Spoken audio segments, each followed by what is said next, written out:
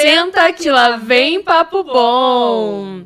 Antes da gente iniciar o nosso episódio de hoje, não posso deixar de agradecer os nossos apoiadores, Esmo, André Bartolini, Animale Patti Batel, Dior Beauty, Dr. Vitor da Clínica St. Paul, Dr. Gustavo Holtz, Armo, To You Hair Salon, Franciele Barcelar, junto com Ali Canossa, e família Madalosso também. Muito obrigada por estarem com a gente desde o início, acreditarem muito nesse projeto que foi pensado com muito carinho. E é isso, hein, mamãe? E é isso. Hoje nós vamos ter um bate-papo aqui, ó, entre eu e a minha extensão, a minha reprodução. Meu melhor projeto, o meu melhor primeiro projeto, já que eu tenho dois. Luísa, não nós somos as nossas convidadas hoje para falarmos de um tema bastante pertinente e corriqueiro no ambiente da psicologia, no ambiente do consultório. E cada vez mais falado, né, hoje em dia. Cada vez mais falado. Então, se Freud lá falava que trazia muito dentro da teoria que as coisas que vão acontecendo ao longo da nossa jornada, a maneira como nós vamos agindo e reagindo na vida, né, ao longo do nosso desenvolvimento, é culpa dos nossos pais. Uma das coisas que mais aparece dentro do consultório é sobre o abandono ou sobre a sensação de abandono, né? O que faz com que isso se desdobre numa série de maneiras de funcionar, né? Vai depender como o aparelho psíquico de cada um vai se autorregular dentro disso. Então, existem algumas teorias aí que dizem que nós somos apenas 5% de consciência. Sendo que desses 5%, a nossa capacidade de clareza para tomada de decisão é só 1%. E cadê o resto, né? Onde é que está esses 95%?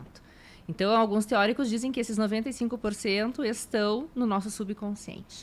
Acho que é legal também, vale ressaltar que Freud também dizia que todo o seu desenvolvimento começa quando você já está ali formando no útero da sua mãe, né? Sim. Então, se aquela gravidez não foi muito desejada, se a mãe teve alguns problemas na gravidez, tudo isso vai trazer à tona quando você ainda estiver criando a tua personalidade. Então, a personalidade ela já cria ali no útero.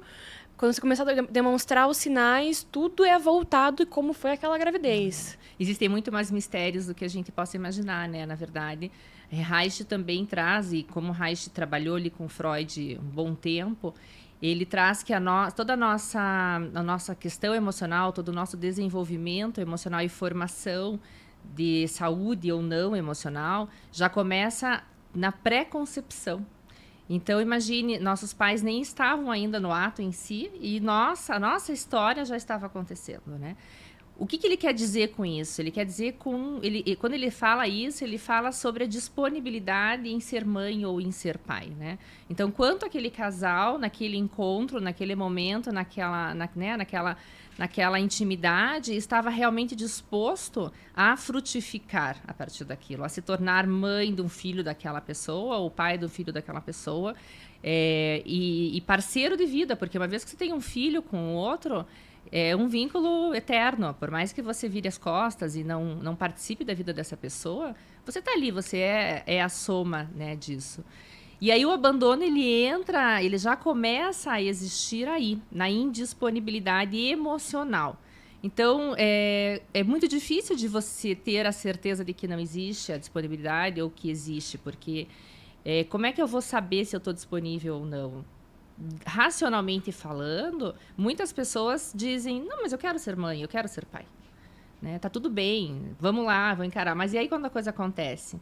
E aí o porquê que eu quero ser mãe? Por que eu quero ser pai? Né? Às vezes é por uma questão social, para cumprir uma regra social. Né? Total, eu vejo que muitas pessoas às vezes engravidam e tomam aquilo, eu engravidei porque é o desejo da minha mãe ser avó, desejo da minha irmã ser tia, mas e o seu desejo, né? Uhum. Então, aquilo é totalmente desvinculado ao seu desejo como mãe, mas desejo do outro. E isso, cada vez eu vejo mais, assim, tanto nas redes sociais, quanto na vida mesmo, como as pessoas, elas pararam de falar assim, não, tá, eu quero, porque é o meu sonho, não é o sonho de mais ninguém, eu vou fazer isso assado. E ao mesmo tempo tem aquele negócio de você também engravida, passa uns anos e você fica assim, meu Deus, e se eu virar a minha mãe, ou se eu virar o meu pai, trazer isso pro meu filho, pra minha filha? Então eu vejo como as pessoas estão cada vez com muito mais medo, e a minha geração, por exemplo, é uma geração que ela teve a possibilidade e muitas pessoas cortaram isso, né? Não quero ter mais filhos. E não sabem nem por que não querem, né? Ou adiam. Adiam a tal ponto que, por vezes, chega no momento não pode daí. O corpo ele já não está respondendo por uma série de fatores que daí a gente vai permear também o lado da psicopatologia, né? O porquê que esse corpo não está disponível mais para essa maternidade, às vezes de maneira tão precoce, assim como tantas mulheres conseguem engravidar 40 mais, 45 mais. Então, existe uma resistência interna, emocional, que muitos de nós desconhecem, né? Então, o que isso quer dizer, né? Como o pensamento antecede a ação e o nosso corpo responde ao que a gente pensa e sente, então está tudo conectado. Então, se eu tenho uma dor específica dentro de mim por um longo estresse, um profundo estresse vivido, uma dor, um momento da vida que pode ser um trauma, né? Que o trauma ele é a resposta de um longo período exposto a uma dor. Isso vai ressoar em como eu me sinto em relação a determinada coisa. Então, vai ressoar no quanto eu estou disponível ou resistente. Reich falava de luminosidade. Eu adoro esse termo.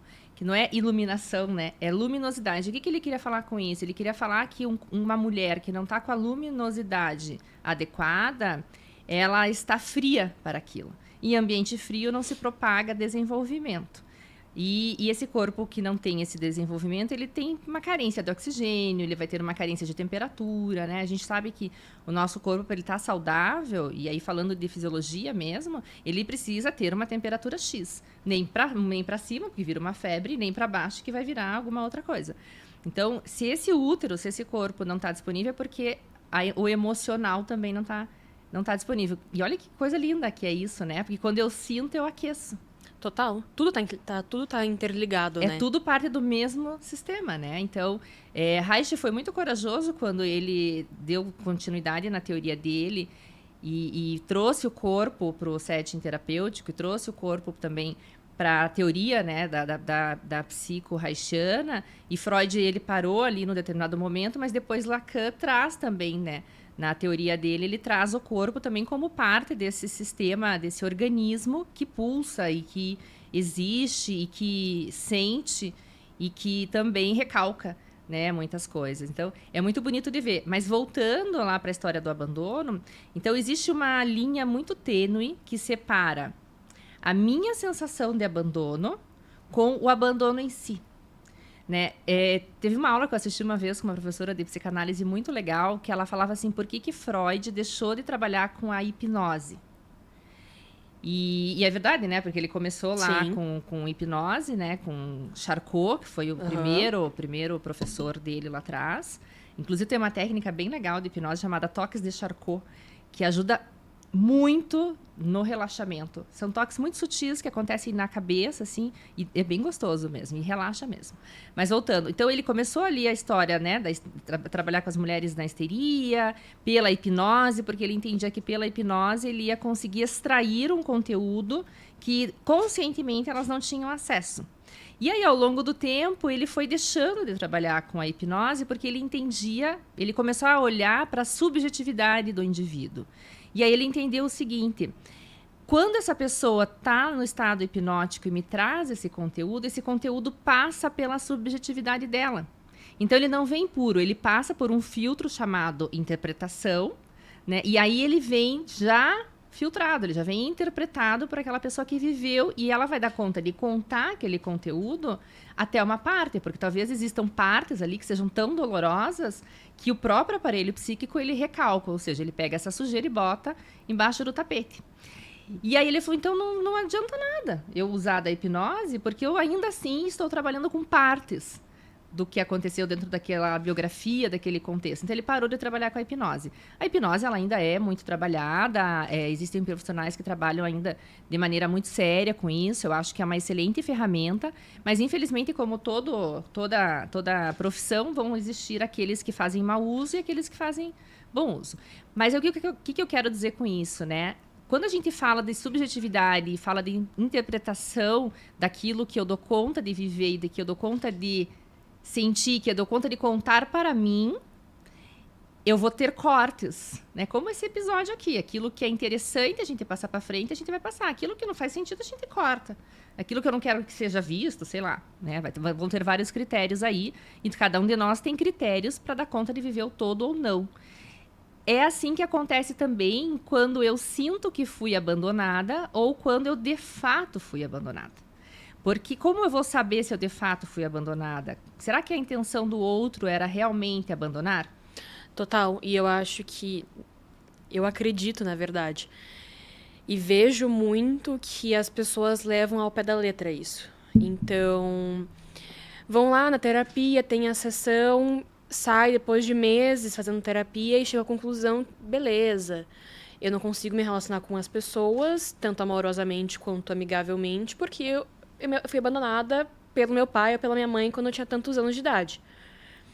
Mas não vê o quebra-cabeça inteiro de que, na verdade, aquele abandono não é um abandono literal. Então, a pessoa não saiu de casa, largou você sem nada, nunca teve conversa, nunca quis estar presente. Muito pelo contrário, né? Você gerou uma expectativa quando você tinha tantos anos de idade, quando você já entendia mais do assunto, de que talvez aquilo que aquela pessoa te ofereceu não era suficiente. E isso, na verdade, já é o abandono, né? Então, você vai, na verdade, conseguir entender muitos anos depois que o abandono em si que você teve pelo seu pai ou pela sua mãe lá atrás foi uma quebra de expectativa sua própria. De você achar, eu queria afeto, eu queria isso, eu queria assado, eu queria mais presença e eu só tive poucos jantares, poucos almoços e só o dinheiro ali, que é o mínimo também. E você não queria isso. Então, na verdade, o abandono ali foi só uma quebra de expectativa. Só que as pessoas, hoje em dia, elas não conseguem enxergar. Elas vão pro lado literal de que aquela pessoa simplesmente foi, como a gente fala, né? Foi comprar cigarro e nunca mais voltou. Nunca mais voltou. Porque tem uma diferença entre acontecer o que eu quero e dar certo. Vai dar tudo certo. É diferente uma coisa da outra, né? Porque dar tudo certo eu me submeto, eu me resigno ao fluxo natural da vida e vou compreender o que houve na outra parte para que tenha chego nesse lugar, né? Dentro da minha história, por exemplo, a minha mãe foi mãe muito nova. Então, a minha mãe, ela foi mãe aos 17 anos. Imagine, uma mulher, uma menina com 17... Uma menina, né? Com 17 anos. Imagina, você tem 23, eu já acho você uma menina. Imagina ela aos 17 anos, descendente de negros e índios, direto. Então, assim, né? É uma mulher bonita, mas ela tinha traços de negros. O racismo é presente até agora. Imagine há 40 anos mais atrás, né? Namorava um rapaz ali de 20 anos, um rapaz popular, bonito, benquisto, que as mulheres caíam em cima. O que ele fez? Eu não estou pronto para ser pai. Não está na hora. E ela falou, não, mas eu vou ser mãe. Ela estava disponível emocionalmente, né? E bancou essa gravidez. Então, na época lá, meu avô deu esse suporte e ela encarou isso sozinha e foi realmente ter essa filha, que no caso sou eu aqui que vos falo. Por muito tempo, eu tive essa sensação de abandono por parte dele. Até eu conhecer esse lado da história. Meu Deus do céu. Também tem que ter maturidade para isso, né? De olhar a história como ela é e não como ela é contada ou como eu gostaria que fosse. Olha quanta confusão, né? Olha o enrosco dessa história toda, né? Então, quando eu olho para essa história com um olhar mais neutro e mais compassivo, eu me tiro do lugar da cobrança. Porque eu queria que meu pai tivesse sido isso. Porque eu queria que a minha mãe tivesse sido isso. Não quero nada, deixa eu entender o que aconteceu nessa novela toda aí. Vou lá e olho a biografia desses dois indivíduos e entendo que nenhum abandonou e nem o outro abandonou. Os dois estavam completamente equivocados naquele momento, né? E era realmente um momento muito inapropriado para uma gestação. Se hoje é muito cedo, imagine há 40 anos atrás. E aí a indisponibilidade emocional, ela não veio por não querer a maternidade ou a paternidade. A indisponibilidade emocional, ela veio por medo de não dar conta. Eu não sei se eu consigo ser mãe ou se eu consigo ser pai, né? Então alguém ali foi mais corajoso e bancou essa ideia, né? Mas deu tudo certo no fim, a gestação foi ótima, nasci de parto normal e tô aqui super saudável falando, funcional pelo menos, falando aqui com vocês e contando esse lado de que a partir do momento que você olha para uma história de maneira mais imparcial, dissocia um pouco E aí você compreende que existe toda uma parte da psicologia social até em si, né, ali por trás, de onde viviam, o que faziam, o que gostavam e tudo mais. Você compreende que não é porque ele não cuidou de mim, de como eu gostaria e como é o meu modelo de paternidade, que ele não fosse ou não quisesse ser o meu pai, né? Ou que a família dele não quisesse me receber como neta e tudo mais. E aí a gente perde muito tempo na vida nutrindo emoções e até apegados a uma dor que sequer existe. Então, você vê o caminho que você pode encurtar quando você para olhar para essa história, para a sua própria história, com um olhar um pouco mais científico da coisa. Dizer assim, deixa eu ver qual era, né? Claro, a gente sabe que existem realidades muito mais duras do que essa que eu estou contando e que, de fato, existem homens e existem mulheres que realmente não querem ter esse... Porque ter filho, né, ser mãe, ser pai, realmente bastante comprometedor e de muita responsabilidade e assusta. Assusta, porque pensa que você vai botar um indivíduo no mundo que vai depender emocionalmente de você eternamente. Por mais que cresça, se desenvolva, vá ter sua vida, né? Vai ter uma profissão, vai desenvolver outra família e tudo mais, ele continua tendo um vínculo eterno com você. Então, é realmente de muita responsabilidade. E a primeira fase, ela é difícil, né? Quando nasce, primeiro ano, segundo, terceiro ano. Então, essa expectativa que você fala, ela é um ponto primordial para o autodesenvolvimento. Talvez a quebra da expectativa, ou como diria Eckhart Tolle, pense no que você pensa e mude o que você pensa. Então, quando você se auto-observa, e aí Freud fala que neurose é o melhor estado de saúde emocional, né? Que é esse questionamento de, será que é minha, será que eu que não fiz, ou será que é minha responsabilidade? Será que eu me visto ou saio pelado? Então, esse tipo de questionamento, ele é um estado de saúde, porque ele vai trazer a dúvida, e a dúvida, até um ponto, ela é muito boa e muito benéfica, né? Então, a partir do momento que eu paro para analisar o que eu estou pensando e corrijo a qualidade do meu pensamento, eu também posso corrigir e baixar o que eu espero do outro. Porque eu não tenho como ter o controle disso, né? Então, quando eu olho para o outro, observo e vejo que aquilo que ele está me oferecendo talvez seja a maior prova de amor que ele tenha para me dar. Talvez ele já tenha ultrapassado todos os limites dele para demonstrar esse afeto. Aí eu posso fazer as pazes comigo mesmo, para começar. Porque eu gerei uma projeção ali, uma expectativa sobre aquela pessoa que não é real. E aí eu posso baixar um pouco a bola e dizer, nossa, aonde foi que eu me perdi aqui nas minhas expectativas, nas minhas esperanças, e por que eu espero isso? Né? O que em mim está faltando, que eu estou jogando para que o outro me dê, quando eu mesmo posso me oferecer isso, e eu consigo estabelecer uma relação um pouco mais real com essa pessoa, em que eu olho e consigo entender que aquilo que aquela pessoa tem para me oferecer é aquilo e está ótimo, e eu também vou oferecer aquilo que eu tenho de melhor, e nem sempre vai estar equilibrado. Às vezes eu vou ter a sensação de que eu estou oferecendo mais e recebendo menos. E às vezes eu vou ter a sensação de que eu estou recebendo mais e oferecendo menos. Porque para que servem as relações na nossa vida, se não para que nós possamos aprender, nos desenvolver através exatamente desses desconfortos, né? Dessas divergências que acontecem, dessas equiparações que a gente acaba fazendo, desses desbalanceamentos que a gente acaba sentindo, é quando a gente pode parar para analisar. Então, quando eu vivo numa relação que pode ser com meu pai, ou pode ser com a minha mãe, ou pode ser com os meus irmãos, ou pode ser com alguém do profissional, enfim, com as pessoas que me cercam, e eu tenho essa sensação de que a pessoa não está nem aí para mim, e eu tenho ali também a oportunidade de me autoanalisar sobre o que em mim está faltando, que eu estou esperando que o outro me dê. E aí, se eu consigo chegar nessa resposta de que, assim, que eu tô me sentindo meio carente, tô achando que o que eu faço profissionalmente não é assim tão bom, e daí, poxa, custava a pessoa dizer que foi bom? Mas será que o outro precisa dizer para mim todo o tempo da minha qualidade, das minhas habilidades, da minha competência? Será que não sou eu que preciso baixar um pouco o chicote, né? E ser um pouco mais generoso comigo mesmo?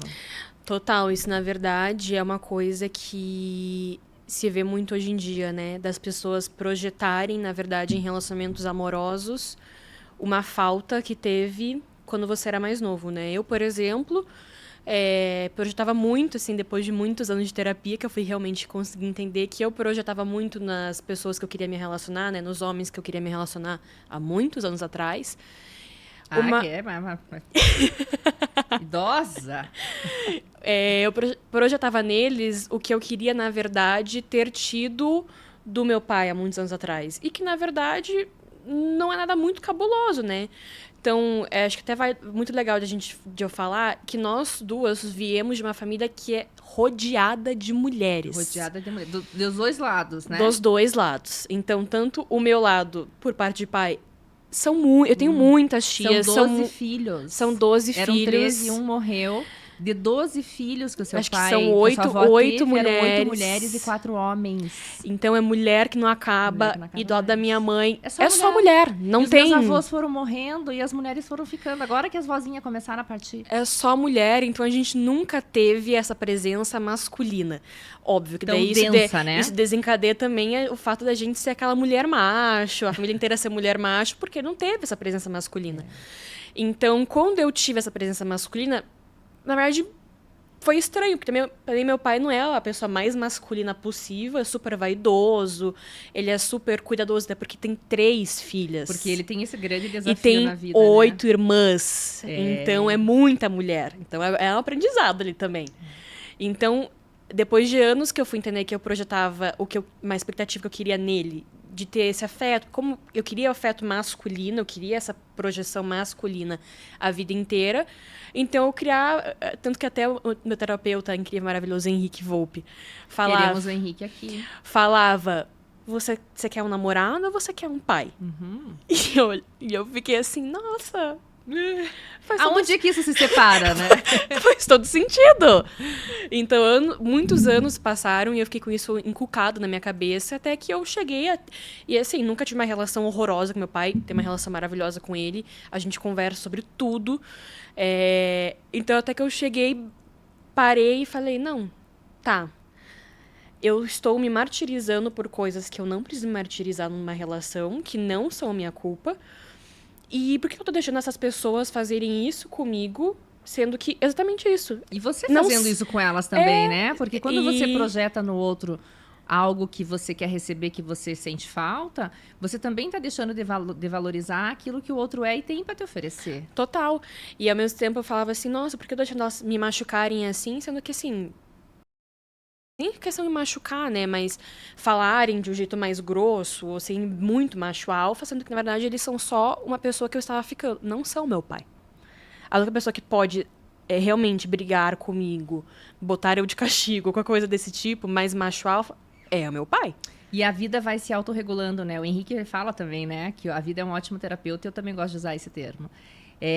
Eu acho que a gente também vai atraindo essas faltas que a gente sente por outras pessoas que vão aparecendo na nossa vida. Então, você teve a oportunidade de ter uma outra referência masculina, né, por conta do meu casamento. E eu também, pela minha mãe, tive a referência de ter um pai que me escolheu para ser filha, né? E eu nem sei em que momento eu soube que ele não era, porque para mim ele sempre foi o meu pai, continua sendo o meu pai. E o meu pai biológico, ele já faleceu. Mas deixou aí um legado que vive em mim, pulsa em mim, que são as características, né, que nós temos parecidas e tudo mais. Então, também a gente vai tendo essas outras referências na vida que, por mais que a gente não espere, porque quando você é pequenininha, você demanda, você não espera, né? Você não tem expectativa, você Não entende, demanda. não Você não entende. tem ainda essa parte, você ainda não tá com o teu subconsciente ainda tão cheiozinho, assim, E o pior né? é quando chega na fase da adolescência, que você começa a... Vira casaca, né? Aí vira a Vira rebeldia. casaca, fica rebelde, começa a entender as coisas e tudo pra você é a gota d'água. É.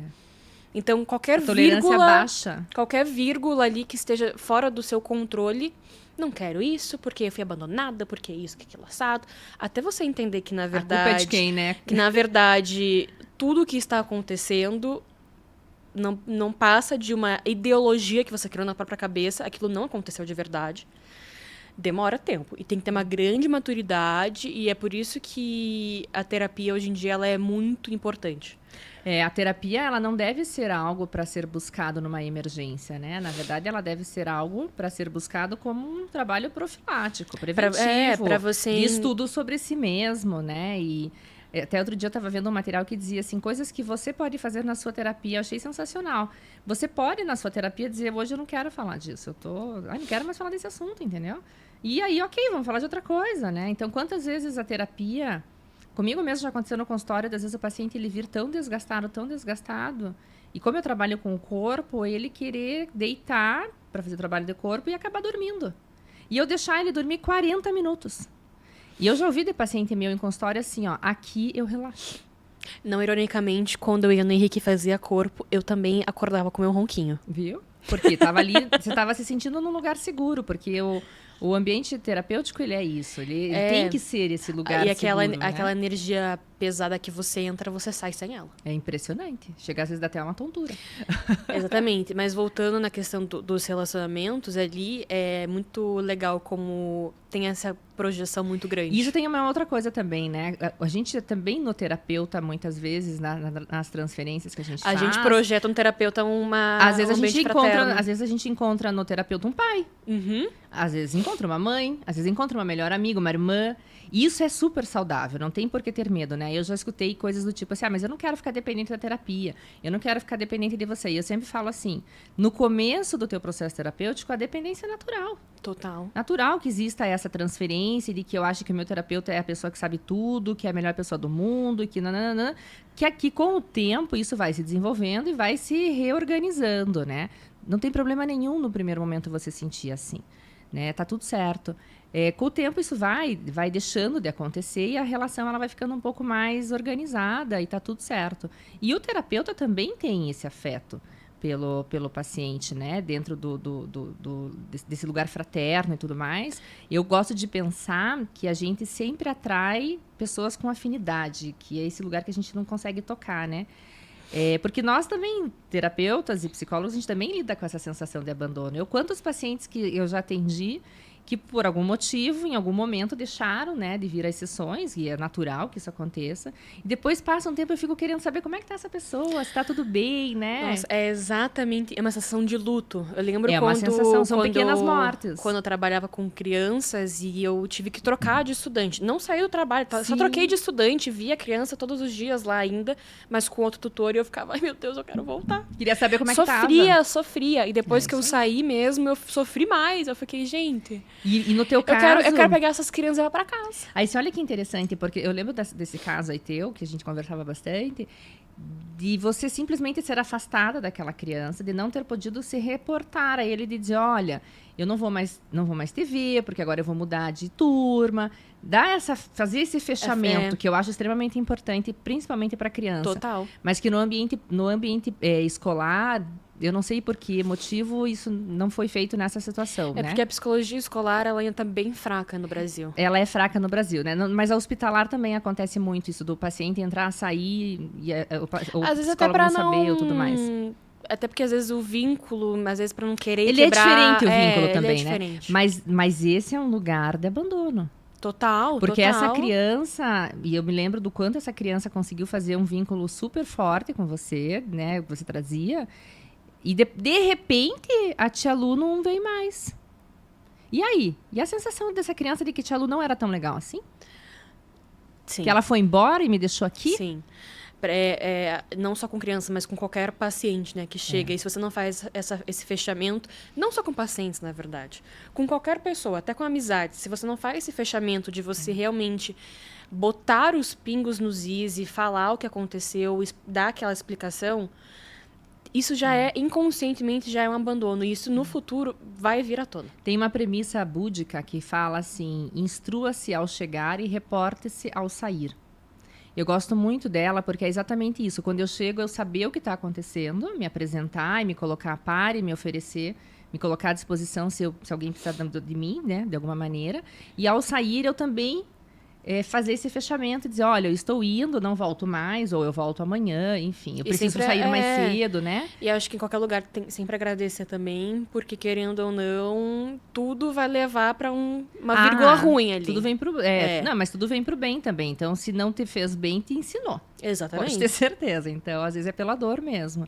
Então, são cuidados, né? Isso que você está falando, assim, são pequenos lutos mesmo, né? Cada vez que você sai, ou que alguém vai embora, fica ali. Se não não aconteceu um fechamento, fica aquele silêncio. E numa era de tecnologia, isso acontece cada vez mais. Os términos vão vindo pelo WhatsApp, né, ou por um direct no Instagram. Uns casos a gente fica sabendo pelo Instagram que a pessoa casou, um familiar. Né? Então, esse cuidado é muito importante, porque toda vez que eu viro as costas sem me reportar, eu configuro uma espécie de abandono. Né? Então, e a gente vai criando em nós pessoas que abandonamos, né? Pessoas que se sentiram abandonadas por nós, e vamos também tendo a sensação de abandono por outras pessoas, né? Vale lembrar, né, que a gente estava conversando sobre a primeira sensação de abandono vir na indisponibilidade emocional pré-coito, vamos colocar assim, mas o mais forte de todos que nós vivemos é o parto. Com certeza. Seja ele parto natural, normal, seja ele por cesariana, é a primeira sensação de me tirar da barriga da minha mãe, quem são vocês e o que a minha mãe não está fazendo que me deixou sair. Não, e o quão forte é você descobrir depois de anos quem foi a primeira pessoa que me pegou no colo. Isso impacta? Porque você pensa assim, nossa, a primeira pessoa que me pegou no colo foi, tirando a enfermeira, obviamente, e o médico, ai, foi meu avô. A ligação parece que ela fica maior. Você fica assim, não, porque... Imagine, o amor é maior porque ele me pegou no colo pela primeira vez. Independente da pessoa. Sim. Então isso também... Nossa. Hoje é muito legal, né? Porque existe um cuidado nas maternidades da criança, mesmo quando ser feita a cesárea, ela já ir imediatamente para o peito da mãe, né? Até às vezes sem os primeiros exames. Daí já em seguida fazem os primeiros exames. Isso é super importante para que realmente a criança ela tenha. E Reich já começa trazendo lá o primeiro ponto de bloqueio exatamente nesse primeiro momento aí que é o nascimento.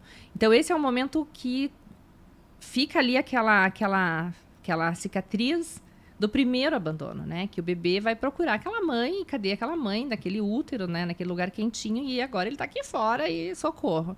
Então, ali já está marcado o primeiro. E aí, a gente ainda não tem expectativas. A gente ainda só tem a mudança de ambiente, né? E aí, depois se desenrola lá atrás. Então, esse lugar também.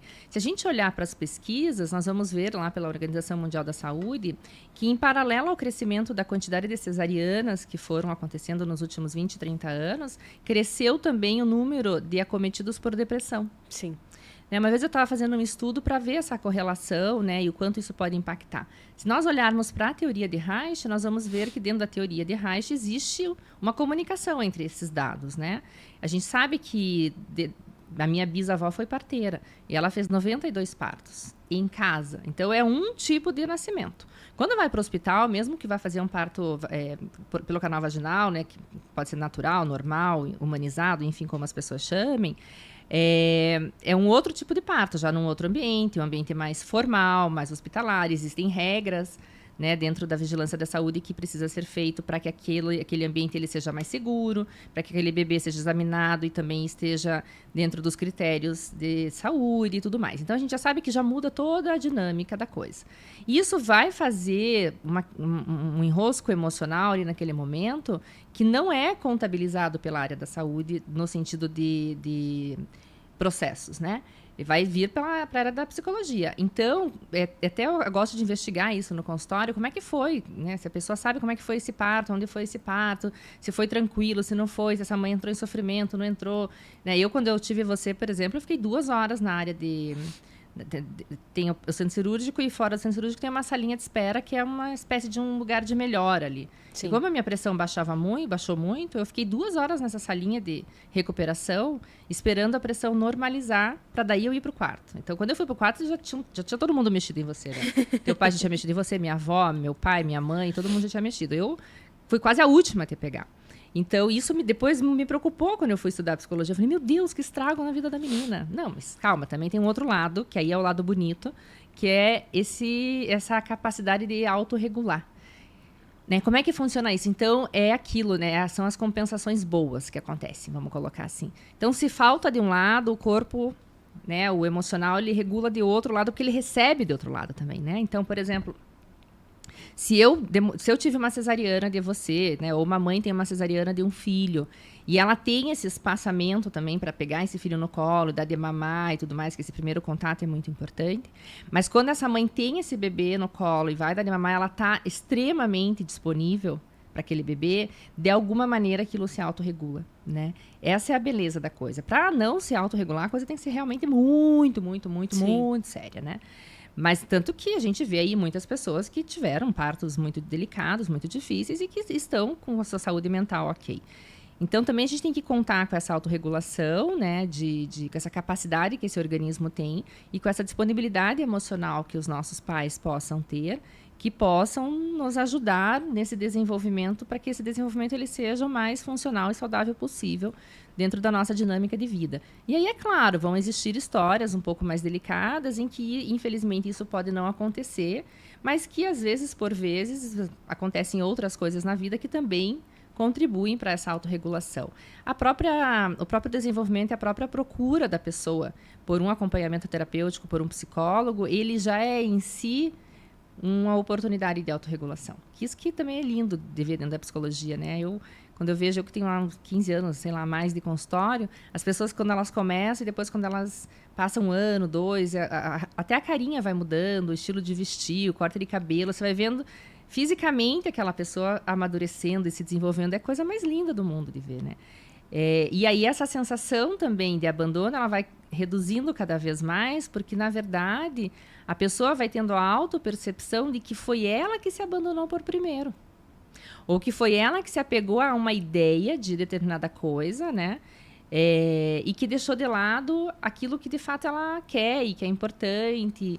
E deixou de buscar também, porque é isso, né? Às vezes a gente fica esperando que o outro faça determinada coisa para nós, quando nós podemos fazer.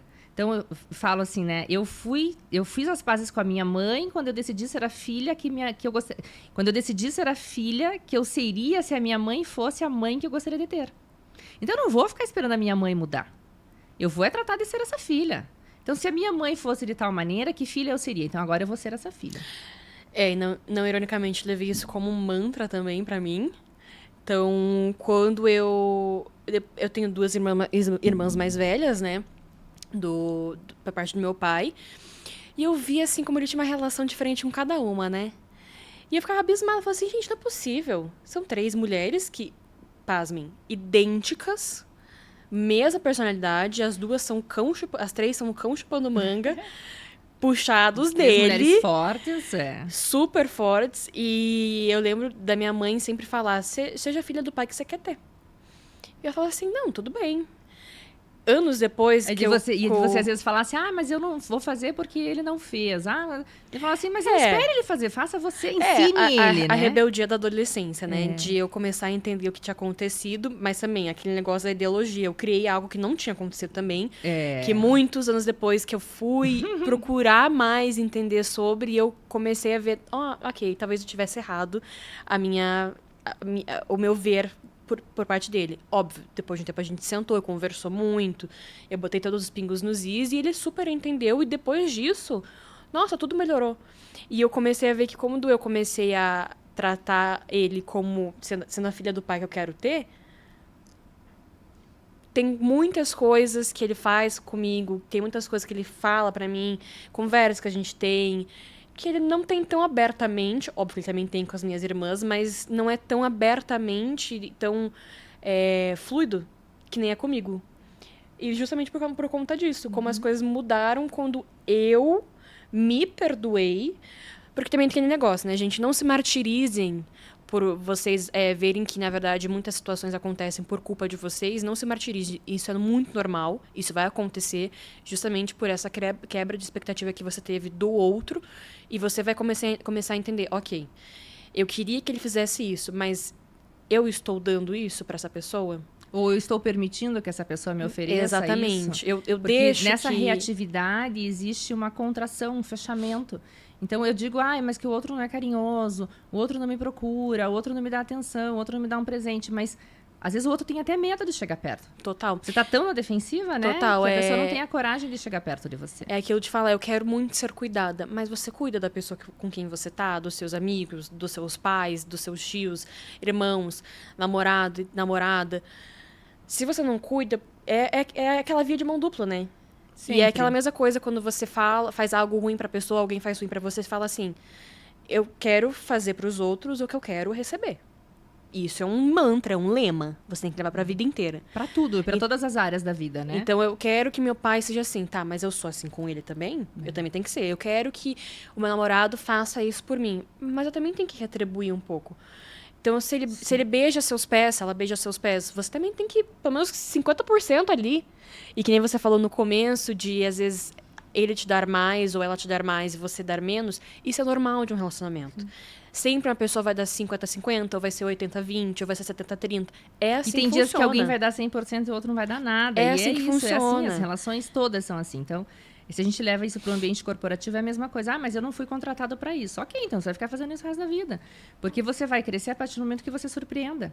A partir do momento que você mostre outras habilidades. A partir do momento que você mostre que tem mais capacidades. Que você tem capacidade de contribuir mais. A partir do momento que as pessoas elas estão vendo que você já está pronta para isso, você vai naturalmente se desenvolver e crescer dentro daquela organização. Nas relações familiares e nas relações pessoais é a mesma coisa. A partir do momento que a pessoa sente que você está mais desarmada, que tem um espaço, ela também vai te oferecer mais do que ela vem oferecendo, porque ela vê que existe uma disponibilidade. Então, nem tudo eu preciso dar conta sozinho. Eu posso saber que eu dou conta, mas eu posso, nessa minha certeza, dizer assim, mas agora eu não quero dar conta.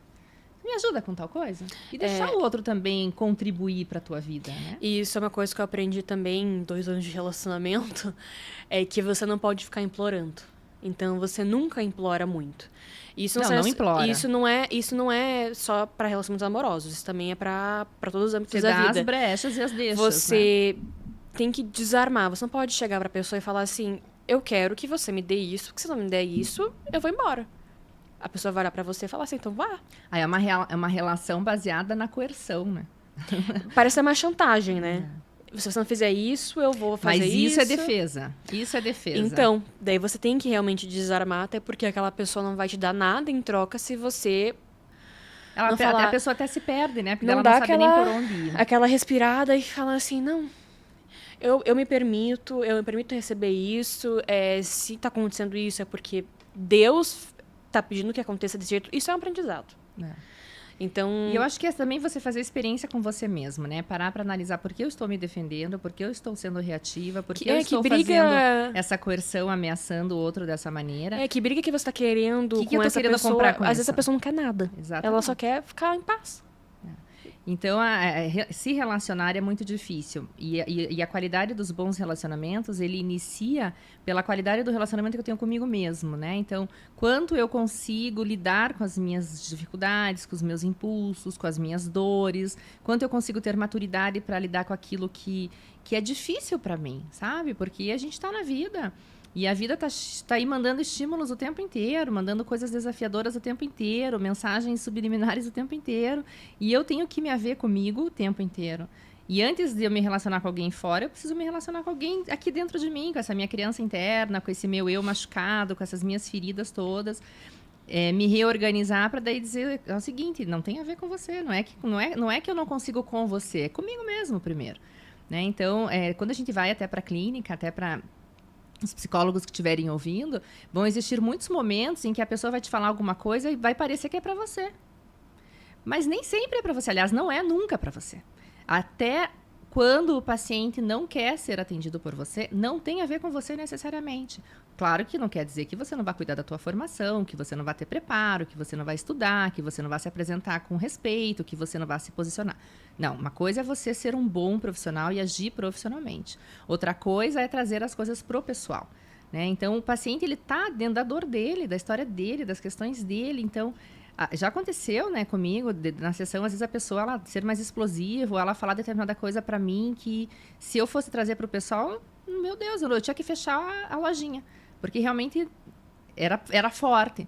E é muito engraçado, porque a pessoa ela continua naquela dinâmica que ela está ali, e você vê que ela, por ela mesma, vai se reorganizando, porque nós somos veículos, né? Então não tem nada a ver com a gente. A gente nem viveu aquela história com aquela pessoa. Como é que eu vou me colocar nesse lugar de sentir, pegar para mim, né? Aquilo se não é meu. Então deixar ser esse veículo ainda, continuar sendo esse veículo, respeitar os limites do outro e trabalhar em cima do que é possível ali para que a pessoa ela possa, dentro desse trabalho terapêutico, ir se reorganizando, se alinhando. Às vezes a sessão ela vai parecer mais um bate-papo, às vezes a sessão ela é mais silenciosa, às vezes o teu paciente ele vai ficar falando, andando de um lado para o outro, que é como ele consegue naquele momento. Às vezes o paciente vai sentar no chão, às vezes o paciente vai faltar e vai te dizer na outra sessão: semana passada eu não dava conta, eu não estava afim de fazer terapia, tá demais para mim. E tá tudo certo. Então, é saber separar o que é realmente nosso, do que a gente projeta do outro como expectativa e o que é real. Esses lugares dos se's, se isso, se aquilo, se aquele outro, ele é uma ilusão. E a ilusão ela não tem paredes, ela vai longe, né? Ela vai divagando.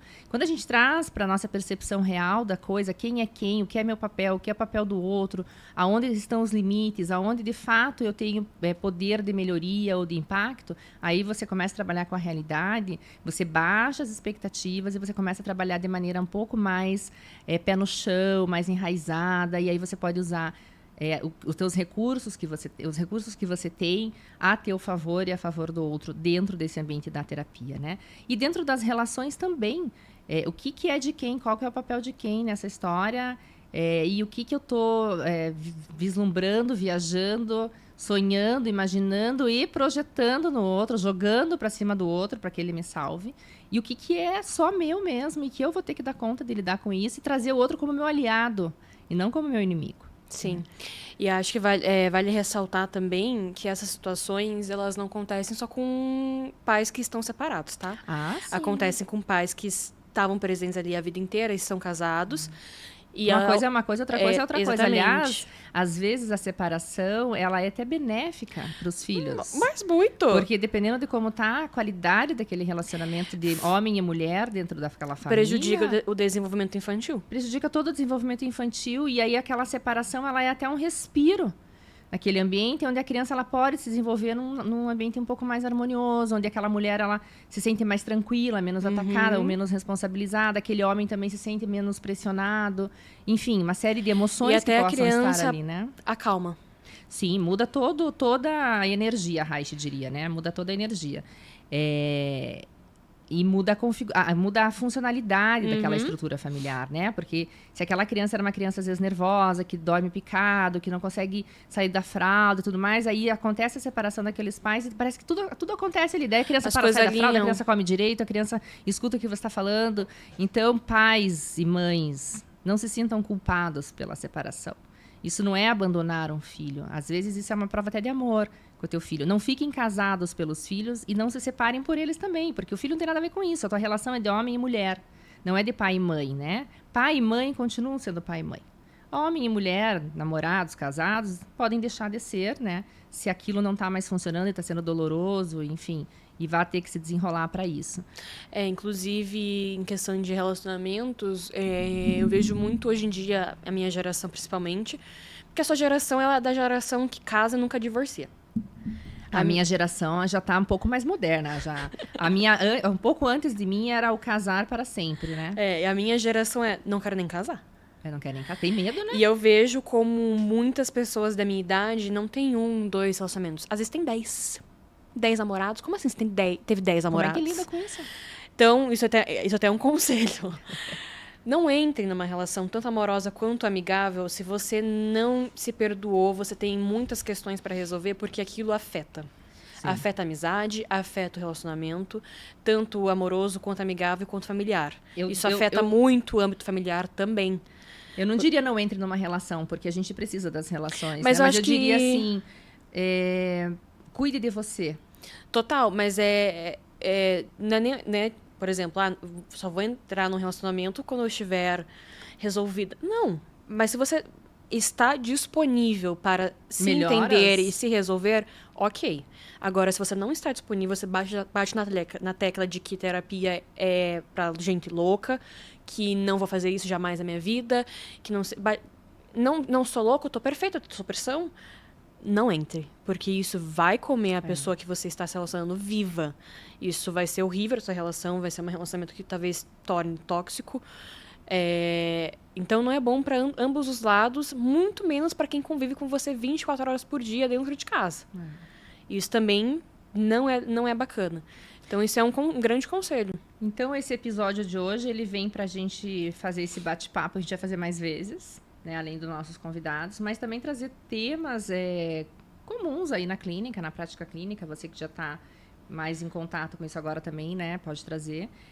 E fica aí essa avaliação sobre eu de fato fui abandonado, eu me sinto abandonado ou eu tive as minhas expectativas frustradas. Fica o convite para reflexão. Se inscreva no nosso canal, curte, compartilha com aquele que você acha que também vai fazer bem.